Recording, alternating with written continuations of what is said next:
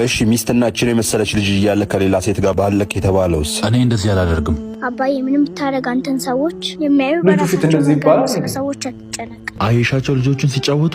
አዎ አባዬ። ቅዳሜ ጧት እዚህ አመጣሻለሁ። እሺ እሺ አባዬ። ጸጋ ምንድነው የምሰማው? እንደዚህ ይደረጋል እንዴ? ነውር አይደለም? ምንድነው ደግሞ ምን ሰማ? ዘላለምን 50 ሺህ ብር ተበደረ ካድከው አይደል? ማን ነው ደግሞ እንደዛ ያለው? ዘላለም ራሱ ብሎሃል? አይ እሱ እንኳን አላለኝም። ሰፈር ውስጥ የሚወራ ወሬ ይሄ አይደል እንዴ?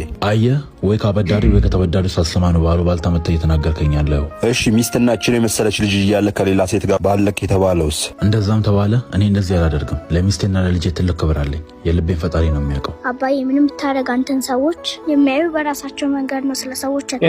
እሺ ደሬ ታሞ ያሰባሰብከውን 10 ሺህ ብር ሳትሰጠው ለራስህ ተጠቀምከው አይደል? እንደዛ ብለው ነው አባዬ። ደሬ ማለት ታሞ እኛ ቤት ለ2 ወር ስንንከባከበው የነበረው ሰውዬን አይደል? አዎ እሱ ነው ልጄ። ደሬ ያሰባሰብንለት 10 ሺህ ብር ሆስፒታል ከ2 ቀን በላይ ያቆየው ስላልቻለ በኢቲ ውስጥ እንከባከበው ነበር። ይሄ እንደ ሴት ወሬ ያመላልስ። ነገር ግን ደሬ 10 ሺህ ብሩን አልሰጠኝም። ለራሱ ነው የተጠቀመበት። ሌላ የቻለበት ምክንያት እኔ ለስራ ሰውጣ የገዛ እህቴ ሊደፍራ ሲል ደርሼበት ከቤት ስላባረርኩት ነው እንደዛ ብሎ ሊያወራ ይቻላል። ለልጅቷን ተጠቅቆ ጆሮዋን አስባኝ። አባዬ እሱ ሰውዬ ግን ደስ አይልም። አንዳንድ ደግነት ያደረጉት ስህተት ነው። እኛ ቤት እንዳይመጣው ለተኛ።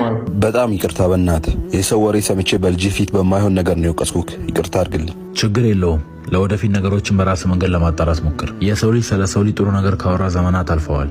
በጣም ይቅርታ ተረድቻለሁ። እኔም ከዚህ በኋላ ሰው አላምንም።